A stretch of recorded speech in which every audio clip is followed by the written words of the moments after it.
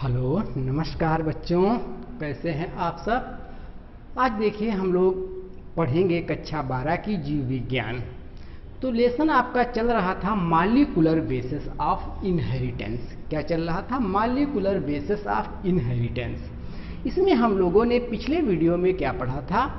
DNA का replication पढ़ा था। डीएनए किस प्रकार से रिप्लिकेट होता है, और वो भी एक्सपेरिमेंटल प्रूफ के द्वारा डीएनए के रिप्लिकेशन के बारे में बात की गई थी।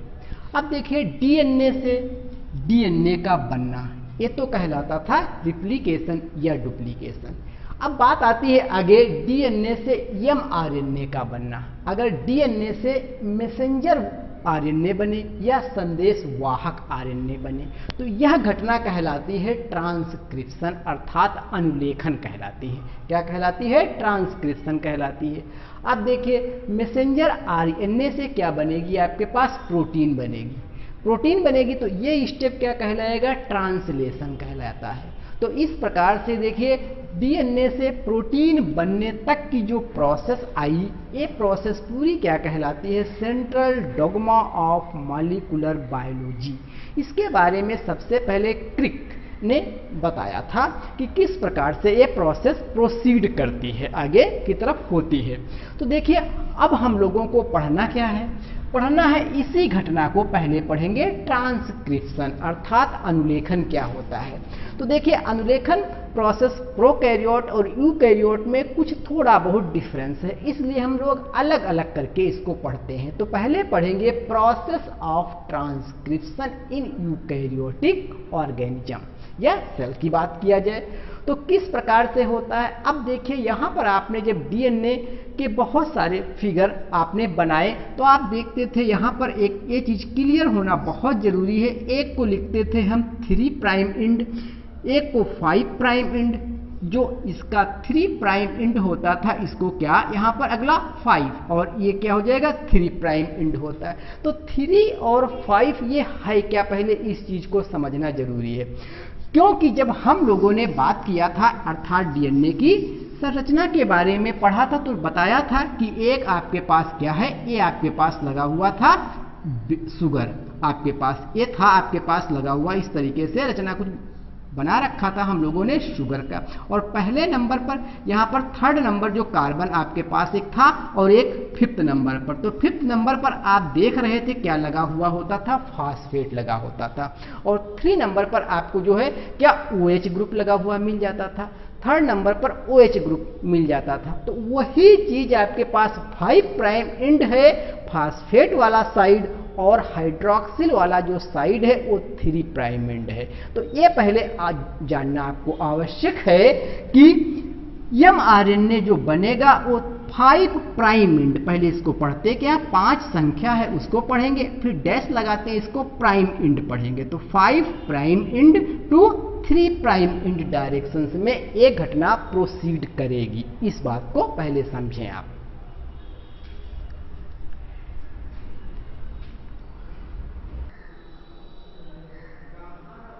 आइए अब इसको देखें और समझें। तो मैं बात कर रहा था कि जब ट्रांसक्रिप्शन की प्रोसेस होती है तो देखिए डायरेक्शन एमआरएनए का मैंने क्या बताया अभी? 5 डायरेक्शन टू 3 प्राइम एंड आपके पास ये डायरेक्शन हो रहा। अब टेम्पलेट जो बनता है, तो टेम्पलेट जो स्ट्रैंड बनती है उसका डायरेक्शन क्या हो जाएगा? 3 prime end to 5 prime end हो जाएगा। ये है क्या? एक्चुअली में ये प्राथमिक प्रतिलिप है, प्राथमिक प्रतिलिप है एक प्रकार की। तो अब देखा जाए जो यूकैरियोटिक हमारी सेल्स है इसमें एक HN आरएनए पाया जाता है जिसको बोलते हैं हेटेरोजीनियस न्यूक्लियर। तो देखिए इसमें अर्थात आप कह सकते हैं विषमांगी केंद्र की ये आरएनए है। इसका मतलब क्या हुआ? हेटेरोजीनियस आरएनए का मतलब स्प्लिट जीन अरेंजमेंट का जो जीन का है वो क्या टुकड़ों में है, स्प्लिट करके अरेंजमेंट हुआ है। अरेंजमेंट जो इसका है वो कैसा स्प्लिट हुआ है यहाँ पर। तो इसमें देखिए 2 चीजें बन करके आएंगी स्प्लिट करने पर। अगर हम देखें एक बनकर आते हैं एक्सॉन्स, दूसरे बनकर के आते हैं इंट्रॉन बनकर आते हैं। एक्सॉन लगा होगा, फिर intron, exon, intron, exon, intron, इस तरीके से सीक्वेंस में पूरा लगा रहता है। तो एक्सॉन का पाया जाना ये एडवांस फीचर को शो करता है, जबकि इंट्रॉन का पाया जाना एक प्रकार का प्रिमिटिव कैरेक्टर है, प्रिमिटिव कैरेक्टर है। तो देखिए एक्सॉन का हिंदी जो आपके पास मिलेगी व्यक्तक, और इंट्रॉन की हिंदी है अव्यक्तक। अब बात यहां पर आती है एचएन जो हमारे पास आरएनए है, ये क्या होगा? एचएन आरएनए का मतलब है आपके पास कि इसमें exon as well as intron both का पाया जाना ही कहलाता है हेटेरोजीनियस आरएनए, आप कह सकते हैं न्यूक्लियर आरएनए। यहां पर ये बात मैं कर रहा हूं। अब देखिए सपोज दैट ऐसे आपके पास डीएनए है, तो ये जो इस तरीके से लगे पीस दिखाए जा रहे हैं, ये आपके पास क्या intron, exon, intron, exon, intron, exon, intron, इस तरीके से ये एक्सॉन हो जाएगा, ये इंट्रॉन, एक्सॉन, इंट्रॉन, एक्सॉन, इस तरीके से लगे हुए हैं। तो कह सकते हैं विषमांगी केंद्रकीय आरएनए में इंट्रॉन का पाया जाना एक प्रकार का प्रिमिटिव लक्षण है। हेटेरोजीनियस जो न्यूक्लियर आरएनए है ये एडिशनल एक प्रकार की प्रोसेस है, अर्थात अतिरिक्त क्रियाएं हैं, अतिरिक्त क्रियाएं हैं। और हम क्या करेंगे, हमें क्योंकि इस प्रोसेस के बाद में ले जाकर के प्रोटीन भी बनाना है, तो प्रोटीन बनाने का सीक्वेंस कहीं बिगड़ ना जाए, इसलिए इंट्रॉन को क्या करना पड़ेगा, हटाना पड़ेगा। तब एक्सॉन, क्योंकि ये व्यक्तक का मतलब है कि ये व्यक्त करेगा जो न्यूक्लिक अम्ल आगे आएंगे वो व्यक्त करने वाला, ये अव्यक्तक है, अर्थात ये व्यक्त ही नहीं करेगा, अर्थात ये सक्रिय है, अर्थात ये आप कह सकते हैं निष्क्रिय आरएनए है। एक आपके पास ये क्या है, सक्रिय प्रोसेस है, जबकि ये निष्क्रिय प्रोसेस है। तो जैसे चला अमीनो अम्ल, फिर आगे दूसरा जब आ जाएगा स्टॉप हो जाएगा, तो रुक रुक करके प्रोसेस होगी, इसलिए इंट्रॉन को हमें क्या करना पड़ेगा, हटाना पड़ेगा इस प्रोसेस से। यह घटना कहलाएगी स्प्लाइसिंग कहलाएगी घटना।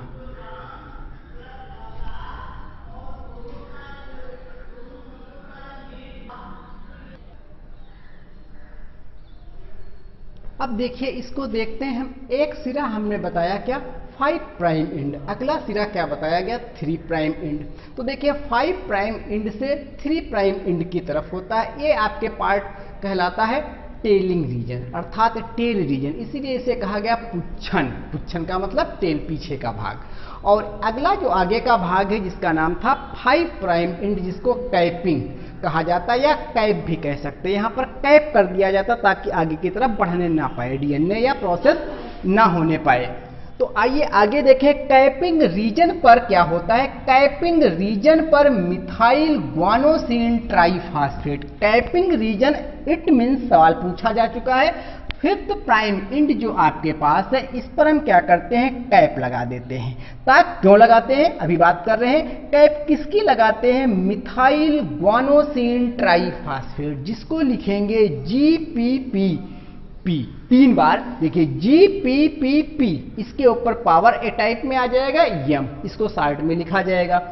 आगे देखें जो टेल वाला रीजन होगा, टेलिंग रीजन पर अगर देखें 200 से 300 एडेनिलिक एसिड के रेसिड्यू लगे होते हैं। इस पर क्या लगे होते हैं, एडेनिलिक एसिड के रेसिड्यू लगे होते हैं। इस सिरे को हम कहते हैं पॉलीएडिनाइलेशन, भी आप कह सकते हैं पॉलीएडिनाइलेशन, इस प्रोसेस को कहा जाएगा।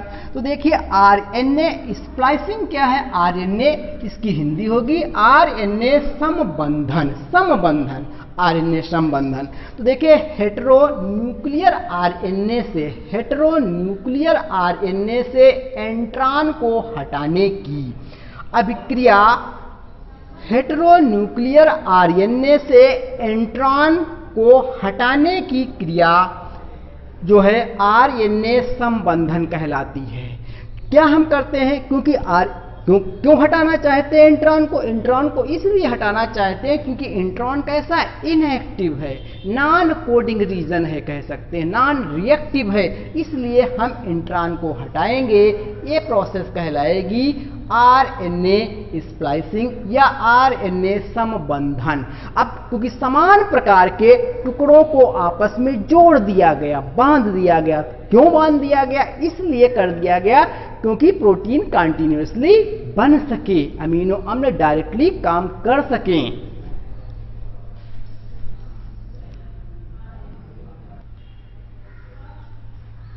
तो देखिए बात ये कर रहे थे कि इंट्रॉन के हटने से, इंट्रॉन जब हट गए, हटने से एक्सॉन एक डिफिनिट सीक्वेंस में जुड़ जाते हैं।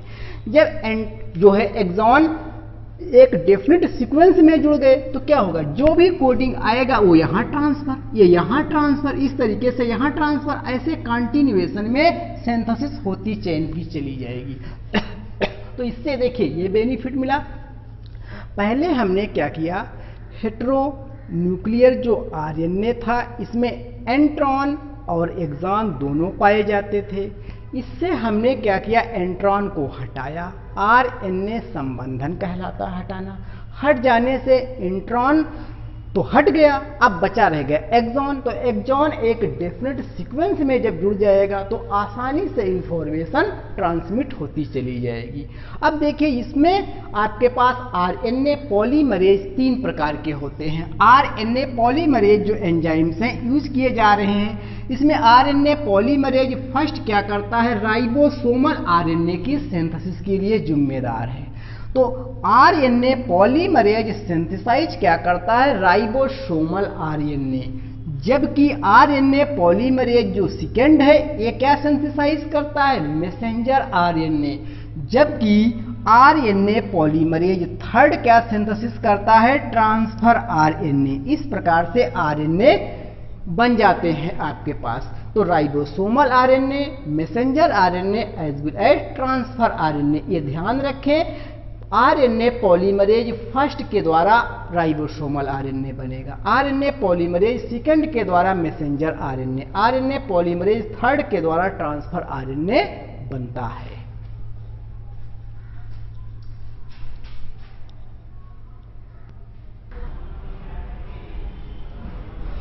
आइए अब इसी चीज को हम लोग क्या करते हैं, एक चित्र के माध्यम से समझने का प्रयास करते हैं। देखिए चित्र के माध्यम से क्या समझना चाहते हैं कि ये आपके पास एक क्या है, डीएनए का कोई अणु है आपके पास। ये डीएनए मॉलिक्यूल्स हैं, इसमें एक सिरा 5 प्राइम एंड है, दूसरा क्या सिरा है 3 प्राइम एंड आपके पास लगा हुआ है। ए रीजन हमने दिखा रखा coding region, always 5 to 3 prime and होता है। कोडिंग रीजन का मतलब 5 to 3 प्राइम एंड आपके पास हो जाएगा कोडिंग रीजन। तो किसी भी जगह पर क्या हो जाता है, एक टाइप का बल्बिल्स बनना शुरू हो जाता है और वो क्या करता है, वहां से फूल जाता, उलझ जाता है। जब उलझ जाता है वहीं से क्या होना शुरू हो जाता है, आगे ट्रांसक्रिप्शन की प्रोसेस स्टार्ट हो जाती है। देखिए यहाँ पर आपके पास देख रहे हैं कि ये क्या हुआ, एक प्रकार के आपके पास जब ये आया तो यहाँ पर हम क्या करते हैं, एक कैपिंग रीजन आपके पास होगा। कैपिंग रीजन, यहाँ पर हम कैपिंग किससे करते थे, हमने बता रखा था, मिथाइल आपके पास, ग्वानोसिन ट्राइफॉस्फेट आपके पास, इससे क्या कैपिंग कर दिया जाता ताकि चेन कंटिन्यूएशन ऐसी ना बढ़ती जाए।